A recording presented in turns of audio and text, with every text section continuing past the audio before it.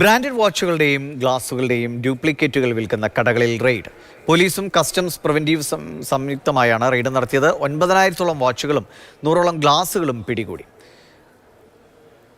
രാഗിൻ വിവരങ്ങളുമായിട്ട്. രാഗിൻ, ഈ വാച്ച് അല്ലെങ്കിൽ ഗ്ലാസ് ഇതിൻ്റെ ഇത്തരം പകർപ്പുകൾ വിൽക്കുന്നത് വളരെ സജീവമായിട്ടുള്ളതാണ്. വലിയ ബ്രാൻഡുകളുടെ പോലും നമുക്ക് ഒരിക്കലും തിരിച്ചറിയാൻ കഴിയാത്ത രീതിയിലുള്ള പകർപ്പുകൾ പലയിടത്തുമുണ്ട്.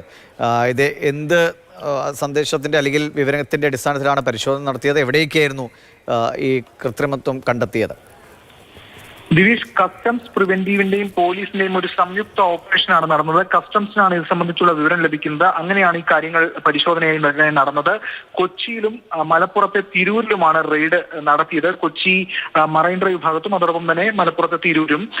ഏകദേശം 8,000-ഓളം വാച്ചുകളാണ് തിരൂരിൽ നിന്ന് പിടികൂടിയത്. 700ഓളം വാച്ചുകൾ കൊച്ചിയിൽ നിന്നും പിടിച്ചെടുത്തു. ആകെ 9,000-ഓളം വാച്ചുകളും 100 ഗ്ലാസുകളുമാണ് കണ്ടെടുത്തത്. വിദേശത്ത് നിന്നും ഇറക്കുമതി ചെയ്തത്, അതായത് വിദേശത്ത് നിന്നും ഇറക്കുമതി ചെയ്തതാണ് ഇത് എന്നാണ് കരുതുന്നത്. വിദേശ ബ്രാൻഡുകളുടെ പകർപ്പവകാശം ലംഘിച്ചതുമായി ബന്ധപ്പെട്ടായിരുന്നു നടപടി. വിദേശ ബ്രാൻഡുകളുടെ ഡ്യൂപ്ലിക്കേറ്റ് ആണ് ഇത് കണ്ടെടുത്തിരിക്കുന്നത്. കമ്പനികളുടെ അടക്കം പരാതി ഇതുമായി ബന്ധപ്പെട്ട് ഉണ്ടായിരുന്നു. ഇതിന്റെയൊക്കെ അടിസ്ഥാനത്തിലായിരുന്നു പരിശോധന. ചൈനയിലും മറ്റും നിർമ്മിച്ച വാച്ചുകൾക്ക് 10,000 മുതൽ 1 ലക്ഷം രൂപ വരെയൊക്കെയാണ് ഈടാക്കിയിരുന്നത്. എന്തായാലും വിശദമായിട്ടുള്ള അന്വേഷണം ഇതുമായി ബന്ധപ്പെട്ട് നടക്കും.